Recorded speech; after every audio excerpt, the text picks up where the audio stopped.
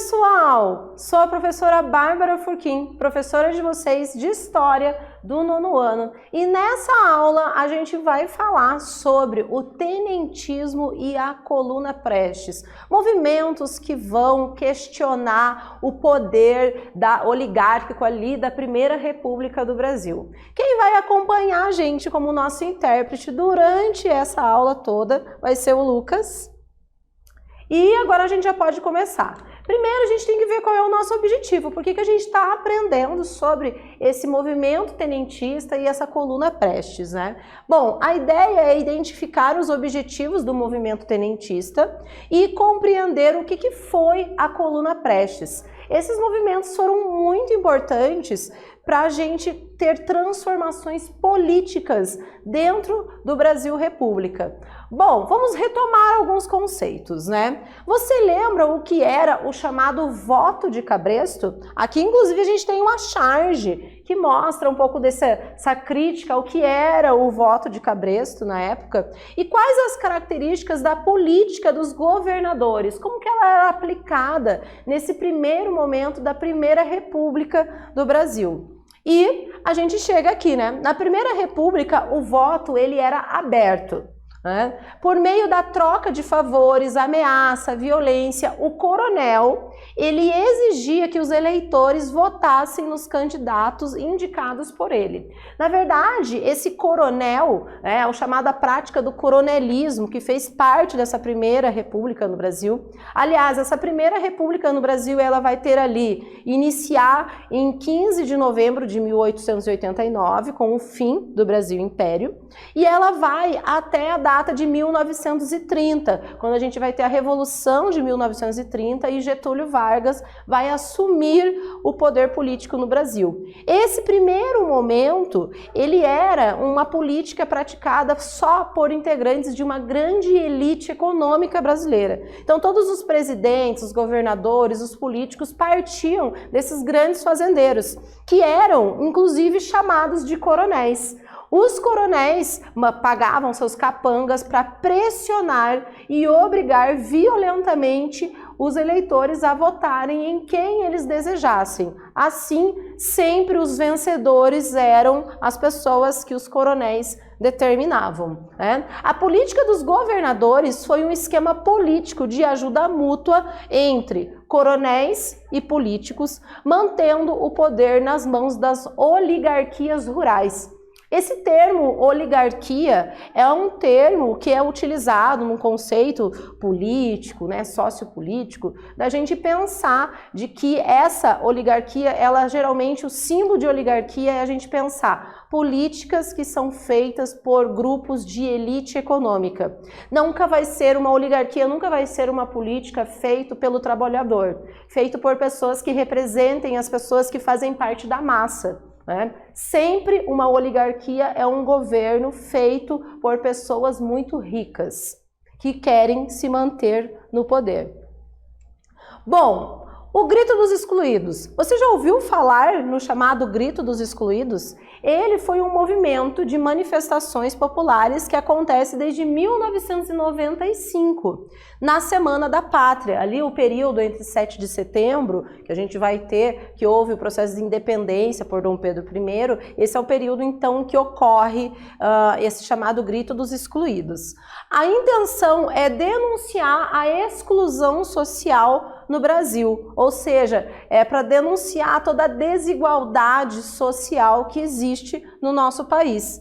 Para você, ela é uma luta importante atualmente? A gente estava falando de um movimento de 1995. Será que no século XXI a gente ainda tem essa como uma pauta importante dentro do Brasil? Luta por direitos das minorias? Aqui a gente tem um cartaz que mostra, inclusive, a vida em primeiro lugar, o Grito dos Excluídos em 7 de setembro de 95. Bom, agora a gente vai falar sobre o que estava acontecendo para esse movimento do tenentismo acontecer. Primeiro, então, a gente já sabe o que se estava vivendo nessa Primeira República, o domínio dessas oligarquias, dessas pessoas ricas, esses coronéis, essa violência ao eleitor. E daí a gente vai ver que durante essa Primeira República, então, vai predominar essa força dessas oligarquias estaduais e muitas vezes elas usavam a coerção, a violência para exigir os votos através do voto de cabresto. Existiam formas de protesto a esse sistema? Será que todas as pessoas aceitavam esse voto de cabresto, aceitavam essa política que apenas olhava e beneficiava quem tinha poder econômico? E o resto da população brasileira? Como viviam os estados brasileiros, as pessoas, né, o trabalhador? Será que existiam direitos garantidos aos trabalhadores, às minorias? Como era a situação econômica da população? Aqui a gente tem uma imagem de vários tenentes que a gente vai ver que vão representar inclusive uma grande ala de insatisfação. Os militares, então, eles vão estar bastante insatisfeitos com essa política aplicada dentro da oligarquia. E a gente vai ver que o movimento tenentista, então, vai surgir em meio a toda essa insatisfação de tudo que estava acontecendo, e ele vai ser um movimento liderado pelos oficiais militares, tenentes e capitães, principalmente, e ele pretendia reformar a República. A ideia era acabar com algumas situações que aconteciam dentro da República e tentar transformar ela em uma política mais justa para todos. Algumas das reivindicações desse movimento tenentista, a gente vai ver que era a ideia da moralização da administração pública, a ideia do fim da corrupção eleitoral, o voto secreto, não mais aquele voto aberto, a justiça eleitoral confiável, o ensino gratuito e obrigatório com qualidade a todos os brasileiros. Importante a gente pensar que aqui o Brasil, a maioria da população, mais de 50% da população, vivia no campo, no meio rural, e a gente tinha alguns números que indicam que cerca de 70% a 80% da população brasileira era analfabeta. Bom, a revolta do Forte de Copacabana. Esse vai ser talvez a grande revolta do movimento tenentista que vai acabar dando um destaque e vai aparecer em todos os jornais da época. A gente vai ver que, com o objetivo de moralizar essas instituições políticas, vários militares vão se organizar em uma revolta no dia 5 de julho de 1922, partindo do Forte de Copacabana. Aqui a gente vai ver nessa imagem, da esquerda para a direita, Eduardo Gomes e Siqueira Campos, que foi um dos líderes desse movimento. E essa revolta era combatida pelas forças fiéis ao governo, deu início ao movimento tenentista. Eram 18 indivíduos que faziam parte dessa revolta do Forte de Copacabana, onde a maioria deles acabou sendo apreendida e acabaram sendo mortos. Bom, em 1924 ocorreram novas revoltas tenentistas que vão ser espalhadas por vários locais: Rio de Janeiro, São Paulo, Sergipe, Pará, Mato Grosso, Rio Grande do Sul. E daí o governo federal do período, ele vai reagir, ele vai ir contra esse movimento, claro, indo contra ele porque uma das exigências dos tenentistas era acabar com várias situações daquele governo federal que existia. Muitos militares foram presos e condenados a trabalhos forçados. Apesar de toda essa repressão que existia do governo federal vigente, vai acabar surgindo, dentro desses movimentos tenentistas de revolta, duas situações em específico, que são a Coluna Paulista e a Coluna Prestes. É delas que a gente vai falar. Aqui no mapa do Brasil a gente está vendo essas partes que estão em colorido, são alguns locais onde ocorreram essas revoltas tenentistas. E chegamos à nossa atividade. Olha, prestem atenção nessa atividade, observem bem essa imagem para vocês tentarem identificar os elementos que eles estão pedindo ali. A gente já volta para ver se vocês conseguiram interpretar bem a imagem.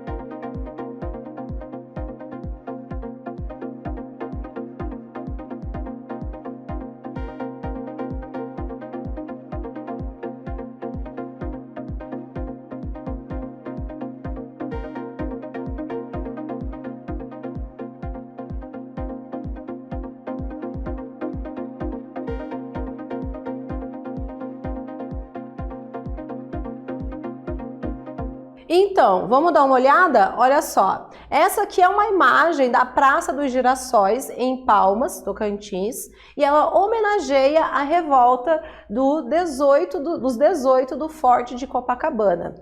E os movimentos tenentistas, né, que aconteceram nesse momento da Primeira República. Identifique os elementos da praça e as referências ao movimento tenentista.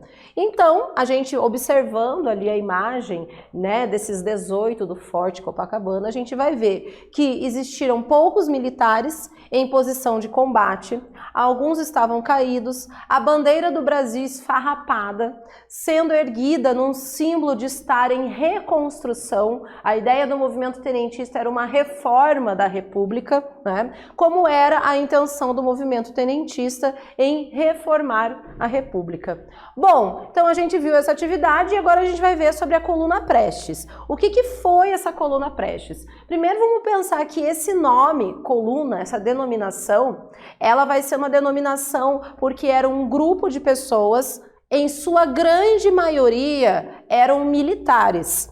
Mas com o passar do tempo, essa coluna, esse grupo de pessoas, acaba tendo indivíduos que eram civis também, que vão acabar participando dela. Olha só, em abril de 1925, em Foz do Iguaçu, no Paraná, a coluna paulista, liderada pelo Major Miguel Costa, ela vai se unir a uma outra coluna militar que vinha do Rio Grande do Sul, liderada pelo capitão Luiz Carlos Prestes. É importante aqui a gente já pensar que essa coluna Prestes estava vindo do Rio Grande do Sul e que o Rio Grande do Sul já tinha ali uma construção de uma oposição ao governo vigente que estava, né, existindo ali naquele período da República. Isso é importante porque vai acabar construindo um poder político dentro do Rio Grande do Sul, onde a gente vai ter um representante político que vai acabar com esse primeiro momento dessas repúblicas oligárquicas, que vai ser o Getúlio Vargas. Então, a gente vai ver aqui nessa imagem, nós temos a imagem mostrando os indivíduos que pertenciam à coluna Prestes, alguns deles, né?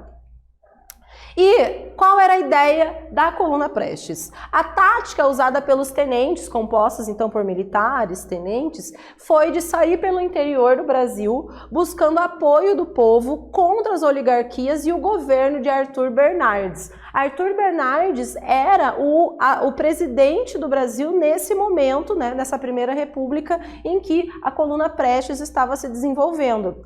A ideia também era, nesse passeio, nesse ir ao interior do Brasil, era ver toda a injustiça social, a desigualdade social que estava sendo aplicada no Brasil. Isso porque a economia estava voltada para alguns grandes estados e a grande maioria da população estava esquecida. Então, essa coluna Prestes, né, a união dessas colunas, acabou mostrando e visualizando uma miséria que existia dentro do Brasil. Eles usavam a ideia da guerrilha, onde eles evitavam confrontos abertos contra as tropas leais ao governo, por isso mesmo tentando adentrar no interior. Aqui a gente tem uma imagem de Luiz Carlos Prestes, que liderou essa coluna. Eles movimentavam-se com rapidez, conseguindo munição e armamento do próprio inimigo e evitando as grandes cidades para não entrar em choque, né, com as forças que estariam nessas grandes cidades. Onde eles eram bem recebidos nessas cidades do interior, eles queimavam os registros públicos de dívidas ou impostos, dizendo que estavam livrando o povo dos abusos dos poderosos. Durante todas essas ações, o Luiz Carlos Prestes foi construindo-se como um indivíduo que era muito bem visto pelas camadas menos favorecidas da população. Inclusive, ele vai percorrer boa parte desse período republicano do Brasil, em vários momentos da história do Brasil, e ele vai ganhar um apelido. Algumas pessoas chamavam ele de Cavaleiro da Esperança. Bom, chegamos aqui na nossa segunda atividade. Gente, com toda atenção, copia no caderno, responde, a gente já volta para ver se está tudo certo.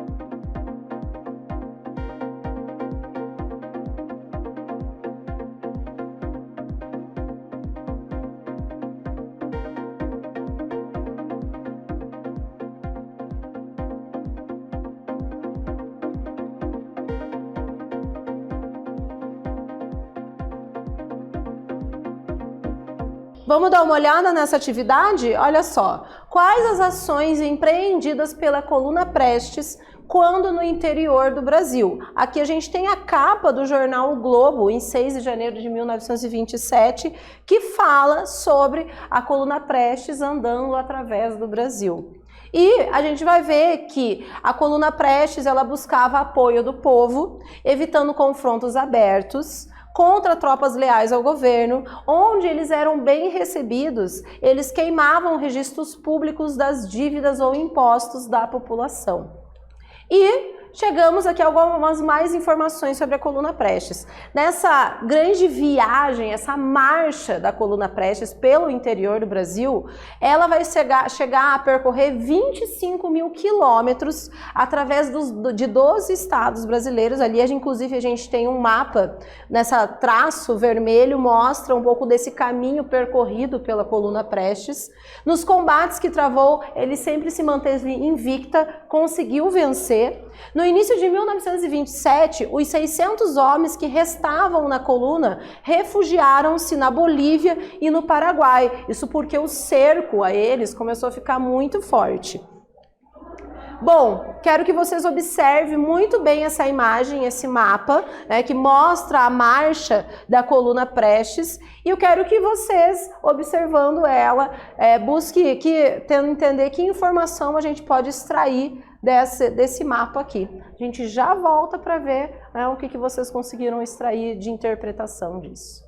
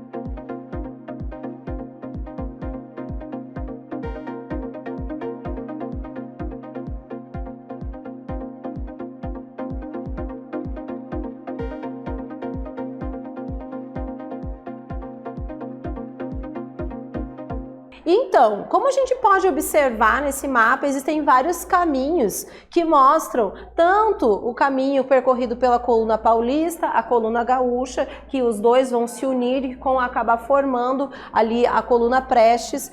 Esse caminho vai ser percorrido, então, entre ali uma média de 25 mil quilômetros, e a gente vai ver que o deslocamento pelo interior do país, em regiões dominadas pelos coronéis, né, porém longe dos grandes centros urbanos do litoral, portanto distantes dos grandes batalhões do exército, para evitar os grandes confrontos. A tática era realmente andar pelo interior do Brasil.